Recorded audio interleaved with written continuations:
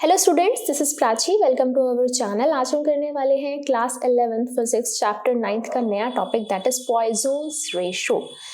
तो सबसे पहले आपको बता देती हूँ कि ये एक फ्रांस यानी कि फ्रेंच साइंटिस्ट थे, फ्रेंच फिजिसिस्ट थे, जिनका नेम जो है अगर हम इसको प्रोनाउंस करते हैं तो कई बच्चे इसको पॉइजन्स कहते हैं, but it is not like that. N जो है साइलेंट है, it is called Poisson's ratio.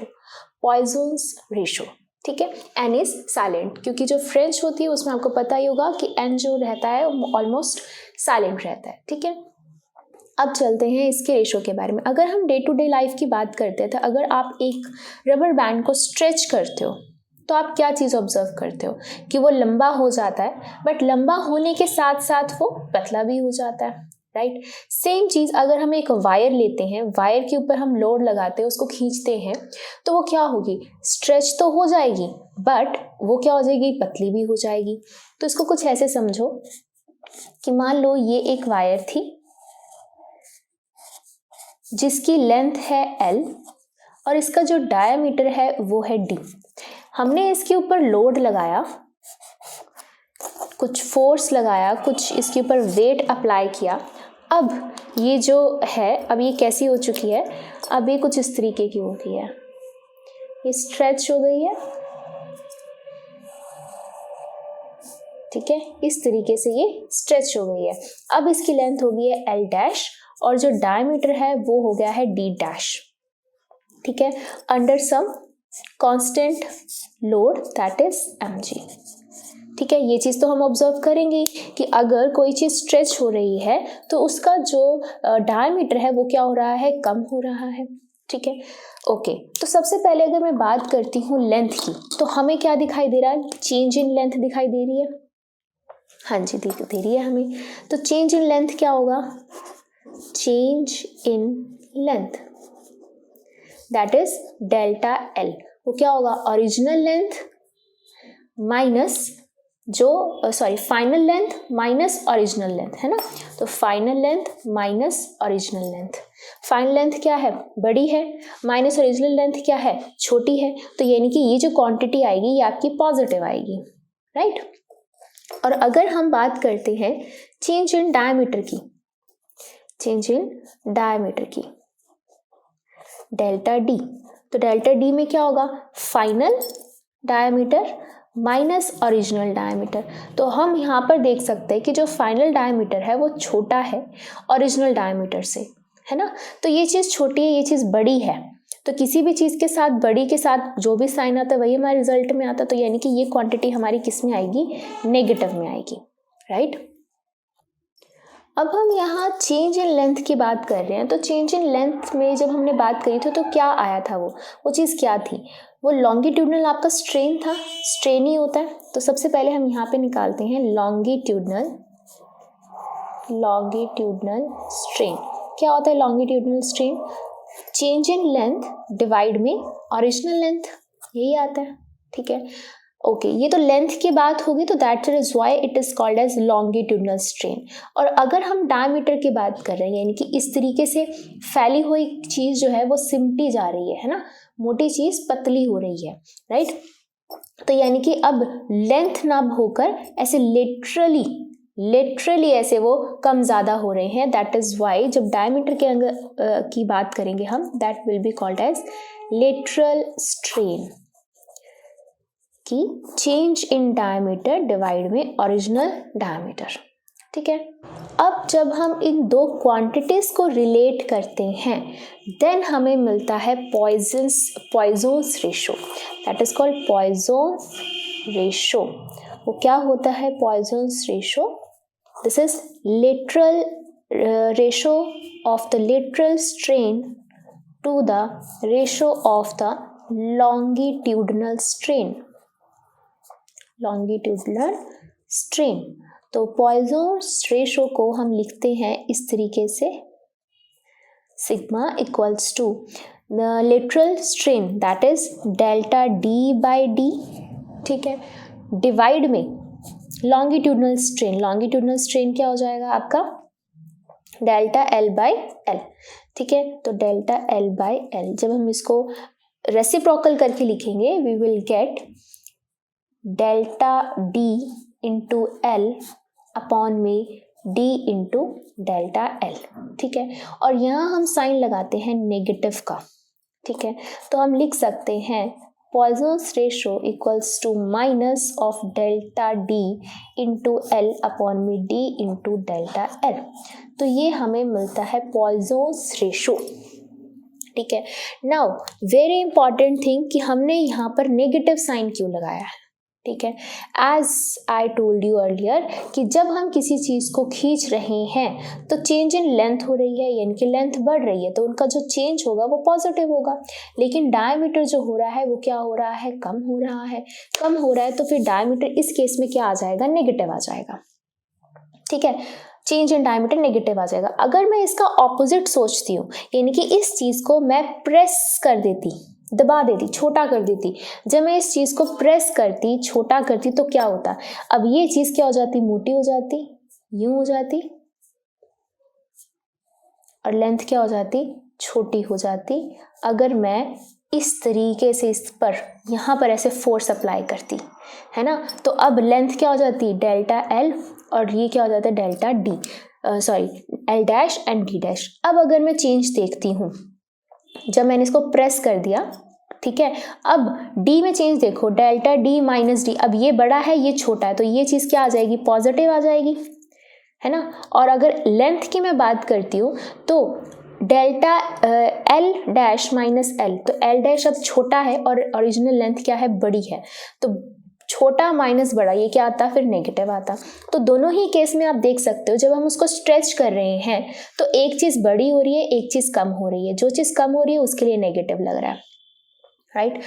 जब उसको हम कंप्रेस कर रहे हैं तब लेंथ कम हो रही है, डायमीटर बढ़ रहा है, तो लेंथ कम होने की वजह से वहाँ पर नेगेटिव लग रहा है। यानी कि हम देख सकते हैं, तो स्ट्रेच करो या उसको कंप्रेस करो, दोनों ही केसेस में एक क्वांटिटी पॉजिटिव है और एक क्वांटिटी नेगेटिव है। फिर अगर ये पॉजिटिव है तो ये नेगेटिव है। ठीक है, तो हमारा पॉइजन्स रेशो दोनों ही केसेस में क्या आ रहा है, नेगेटिव आ रहा है। तो उसको हमने कंपनसेट करने के लिए हमने ऑलरेडी यहाँ पर नेगेटिव का साइन लगा दिया, क्यों, क्योंकि रेशो हमें नेगेटिव में पसंद नहीं है। जब भी हम इसको कैलकुलेट करेंगे, जो भी इसका आंसर आएगा नेगेटिव, तो नेगेटिव नेगेटिव क्या हो जाएगा, पॉजिटिव हो जाएगा। दैट्स वाई हमने इस पे क्या लगा दिया, ऑलरेडी एक नेगेटिव का साइन लगा दिया। चाहे आपका डेल्टा डी नेगेटिव आए, चाहे डेल्टा एल नेगेटिव आए, वो यहाँ पर नेगेटिव नेगेटिव क्या हो जाएगा, पॉजिटिव हो जाएगा। और इस नेगेटिव साइन को यहाँ पे क्वेश्चन भी अलग से आता है कि define Poisson's ratio, right its expression for it, और बोला जाता है कि इसके नेगेटिव साइन का सिग्निफिकेंस क्या है। तो आप यहाँ पे लिख सकते हो कि negative sign indicates that the longitudinal and the lateral strains are in opposite sides, opposite sense. Opposite sense आपको समझ में आ गया। ऑपोजिट सेंस का मतलब क्या हुआ कि अगर लॉन्गिट्यूडनल स्ट्रेन बढ़ रहा है तो लेटरल स्ट्रेन कम हो रहा है, लेटरल स्ट्रेन बढ़ रहा है तो लॉन्गिट्यूडनल स्ट्रेन कम हो रहा है, क्योंकि अगर एक पॉजिटिव है तो दूसरा नेगेटिव, एक नेगेटिव है तो दूसरा पॉजिटिव है। तो इसी को ही हम लिखते हैं। तो हम लिख सकते हैं कि नेगेटिव साइन जो है वो इंडिकेट करता है कि लॉन्गिट्यूडनल एंड लेटरल स्ट्रेन्स जो हैं वो ऑपोजिट सेंस में हैं। और अगर मैं इस पॉइजन्स रेशो की यूनिट्स की बात करती हूँ या मैं डायमेंशंस की बात करती हूँ तो क्या निकल के आएंगी, यूनिट्स एंड डायमेंशंस। तो हमने अभी अभी देखा कि इसका फॉर्मूला क्या है, इसका फॉर्मूला है minus delta D into L upon में डी इंटू डेल्टा एल, ये हमने देखा। ठीक है, अब यहाँ देखो डायमीटर लेंथ है ना, ऐसे ही है। तो अगर मैं यहाँ पे ध्यान से देखूँ कि अगर डायमीटर मेरा मीटर्स में होगा तो meter cancel, centimeter cancel. Similarly length अगर मीटर तो कैंसिल, सेंटीमीटर तो कैंसिल। यानी कि Poisson's ratio is the ratio of the two strains. ठीक है, स्ट्रेन्स का ही रेशो है। तो longitudinal strain, lateral strain upon में लॉन्गिट्यूडनल स्ट्रेन है, दोनों ही स्ट्रेन्स है। वैसे तो स्ट्रेन की ही यूनिट नहीं होती है, तो यहाँ से स्ट्रेन्स की भी रेशो की यूनिट कहाँ से ही निकल के आएगी। ठीक है, तो हम यहाँ लिख सकते हैं कि एज, या तो आप सीधा ऐसे लिख लो कि सेम क्वांटिटीज का ही है रेशो, या आप सीधा लिख लो कि ये रेशो टू स्ट्रेन्स का है। तो as Poisson's ratio is the ratio of two strains का रेशो है. So it has no units and no dimensions. कोई डायमेंशन नहीं है और कोई यूनिट नहीं है. वन मोर थिंग, जैसे मैंने यहाँ पर नेगेटिव साइन अप्लाई किया है, एक चीज़ अगर मैं आपको बताती हूँ कि हमारी डेली लाइफ की जो चीज़ें होती हैं वहाँ पे हमें यही चीज़ दिखाई देती है कि हाँ जी लेंथ बढ़ा रहे हैं तो डायमीटर कम हो रहा है, डायमीटर बढ़ रहा है तो लेंथ कम हो रही है ना. ये चीज़ तो हमें डेली टू डेली लाइफ में दिखाई देती है. बट कुछ ऐसी भी मटेरियल्स होते हैं कि जिन पे अगर लेंथ बढ़ रही है तो साथ के साथ डायमीटर भी बढ़ रहा होता है. तो यहाँ तक अभी तक तो ये पॉइसन्स रेशो निकल के आ गया था, तो वहाँ पर तो नेगेटिव अप्लाई कर दिया था. लेकिन जैसे जैसे स्टडी होती रही, आगे डिस्कवरीज होती रही, तो ऐसे मटेरियल्स की भी डिस्कवरीज हुई जिनकी लेंथ बढ़ रही है तो साथ के साथ उनका डायमीटर भी बढ़ रहा है. तो उन मटेरियल्स को बोलते हैं ऑक्जेटिक मटेरियल्स. और जैसे मैंने आपको बताया कि इन मटेरियल्स को अगर खींचो तो लेंथ बढ़ने के साथ साथ डायमीटर भी बढ़ता था. तो यानी कि लेंथ और डायमीटर दोनों ही पॉजिटिव आएंगे. और लास्ट में पॉइसन्स रेशो जो मटेरियल का निकलता है वो नेगेटिव आता है. क्यों? क्योंकि पॉइसन्स रेशो में हमने ऑलरेडी नेगेटिव साइन अप्लाई किया हुआ है. तो ऐसे ही पॉइसन्स रेशो के ऊपर एक न्यूमेरिकल करके देखते हैं. तो इसके ऊपर एक क्वेश्चन है कि determine Poisson's ratio of material of a wire whose volume remains constant under an external normal stress. तो एक नॉर्मल स्ट्रेस के अंडर उसका वॉल्यूम कांस्टेंट रहता है, ऐसे मटेरियल का आपने पॉइसन्स रेशो निकालना है. ठीक है. तो अगेन हमें पता है कि पॉइसन्स रेशो क्या होता है, चेंज इन डायमीटर, ये होता है ना, that is lateral strain upon में लॉन्गिट्यूडनल स्ट्रेन. ठीक है. तो लेटरल स्ट्रेन क्या होता है, चेंज इन डायमीटर अपॉन में ओरिजिनल डायमीटर. तो चेंज के लिए हम यहाँ पे डेल्टा भी लगाते हैं, राइट. तो डेल्टा डी अपॉन में डी, और यहाँ आता है एल अपॉन में डेल्टा एल, और वो भी किस में हम लगाते हैं, नेगेटिव में लगाते हैं. ठीक है. ये चीज़ हमें पता होनी चाहिए. तो अब यहाँ पे डायमीटर ओरिजिनल डायमीटर का रेशो होना चाहिए, चेंज इन डायमीटर अपॉन में ओरिजिनल डायमीटर का, और लेंथ अपॉन में चेंज इन लेंथ का होना चाहिए. यहाँ पे हमें सिर्फ गिवन है कि वॉल्यूम कांस्टेंट है. तो वॉल्यूम ऑफ अ वायर का वॉल्यूम क्या होता है, वॉल्यूम जो होता है वायर को हम एज अ सिलेंडर मेजर करते हैं ना. तो सिलेंडर क्या होता है, पाई आर स्क्वायर एच, और आर हमें क्या पता होता है कि डायमीटर का हाफ है. तो अगर हमारा वॉल्यूम कितना हो जाएगा, पाई डायमीटर पुट कर दो यहाँ पे डी स्क्वायर बाई 4, इसका स्क्वायर हो जाएगा, आर स्क्वायर करेंगे तो इसका स्क्वायर हो जाएगा, तो पुट कर देंगे D square by 4 into H. ठीक है. एच मतलब कि लेंथ हो गई. Now height of the wire that is the length of the wire. तो यहाँ पे हम वॉल्यूम में पुट कर सकते हैं, that is pi D square by 4 into L. ठीक है. ओके. अब यहाँ पर उन्होंने बोला है कि हमें तो चाहिए चेंज इन डायमीटर चाहिए हमें, तो है ना. तो जब हम इसके अंदर चेंज निकालते हैं, तो कोई भी क्वांटिटी अगर आपके पास आती है तो उसके अंदर हम चेंज निकालते हैं, तो मैथ्स में हम क्या करते हैं, डिफरेंशिएट करते हैं.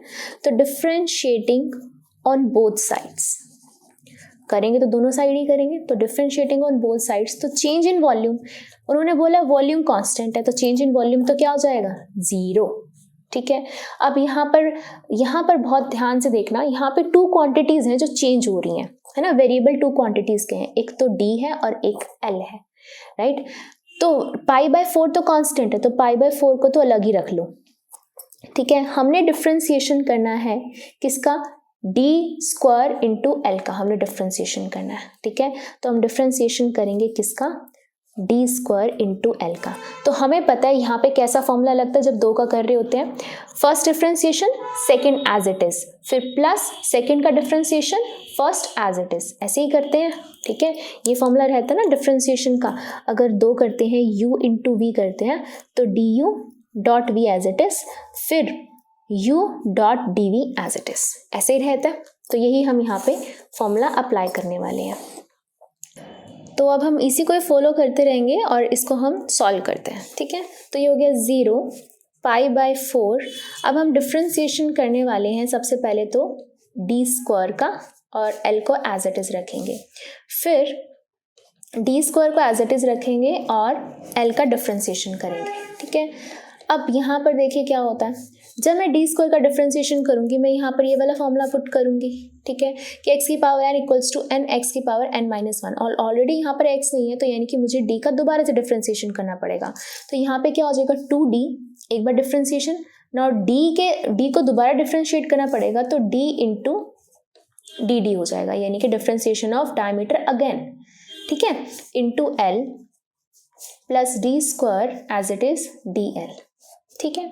अब देखो अब यहाँ पे पूरे पे क्या कॉमन आ रहा है, यहाँ डी स्क्वायर है, यहाँ पे डी है, डी कॉमन आ रहा है तो क्या आएगा पाई बाय 4 इंटू डी, अंदर क्या बचा 2l differentiation of capital D plus D square में तो एक डी कॉमन आ चुका है, एक सिर्फ डी बचा और यहाँ पे आ गया डी एल, ठीक है। अब देखा जाए तो यहाँ पर ये पूरी की पूरी जो टर्म है यहाँ पे मल्टीप्लिकेशन का इसके साथ रिलेशन है तो यहाँ के डिवाइड में हो जाएगा, तो 0 डिवाइड बाई समथिंग इज 0, क्या बचा आपके पास 2l D D plus D delta D, ठीक है। तो हमें क्या चाहिए था, हमें तो रेशो चाहिए डिफ्रेंसिएशन यानी कि डेल्टा डी बाई डी का, इनकी ये होना चाहिए, इसके नीचे ये होना चाहिए, है ना। तो हम इसको ऐसे ला सकते हैं, इसको इधर ले आओ, -2l D D equals to D D L, ऐसे ला सकते हैं। इस पूरी टर्म को उठा के मैं ये नीचे ले आई, अब मैं ये इधर नीचे ले आऊँगी और ये वाला l इधर ले आऊँगी, ठीक है। तो लाओ -2 डी नीचे ले आओ, D L as it is और ये एल इसके नीचे ले आओ, ठीक है। हम ले आए ये वाली चीज़, हमें क्या चाहिए थी, हमें यही चाहिए थी। अब यहाँ से 2 मैं हटा देती हूँ एक बार के लिए, तो 2 नीचे आ जाएगा, तो ये जगह इस तरीके से माइनस का है तो यहाँ पे प्लस कर दो, यहाँ पे माइनस ले आओ, -1/2 डी एल बाई एल, तो ये वाली टर्म आपके पास आ गई है, ठीक है। अब मैं यहाँ पर ये चीज़ डायरेक्ट यहाँ पे पुट कर सकती हूँ, कैसे, देखो Poisson's ratio is equal to minus D D, तो अब ये कैपिटल ये हो जाएगा डिफ्रेंसिएशन ऑफ डी अपॉन में original D into L upon में डी एल, ठीक है। अब ये वाली वैल्यू मैं यहाँ पे पुट करने वाली हूँ, ठीक है। ये वाली वैल्यू जो मैं यहाँ पे पुट करूँगी तो मुझे क्या मिलेगा, ये माइनस है तो माइनस माइनस तो पहले तो हो जाएगा प्लस, तो ये हो जाएगा 1/2 डी एल अपॉन में एल इंटू एल अपॉन में डी एल, जो ऑलरेडी लिखा हुआ है, यानी कि मैंने सिर्फ इसकी वैल्यू पुट करी है यहाँ पे, ठीक है। और ये माइनस था तो माइनस माइनस यहाँ पे क्या हो गया प्लस, अब एल से एल कैंसिल, डी एल से डी एल कैंसिल, क्या बचा 1/2, यानी कि this is the ratio of, या आप इसको ऐसे 0.5 भी लिख सकते हैं, ये हो गया आपका पॉइज़न्स रेशो। तो इस तरीके से आप इसको सॉल्व कर सकते हैं। ये थोड़ा सा इंपॉर्टेंट क्वेश्चन भी था जिसमें थोड़ा सा डिफरेंस ये था कि उन्होंने वॉल्यूम की बात कही, तो मैं आपको चाहती थी कि आपको पता चले कि इस तरीके से कैसे भी हम क्वेश्चन को सॉल्व कर सकते हैं। बाकी और न्यूमेरिकल वैल्यूज़ के जो क्वेश्चंस आएंगे वो आपके बैक साइज में भी आएंगे, उसमें भी हम डिस्कस करेंगे। सो ये था आपका all about Poisson's ratio. Thank you, that's all for this video. Next video में हम कवर करेंगे next topic of this chapter. Thank you.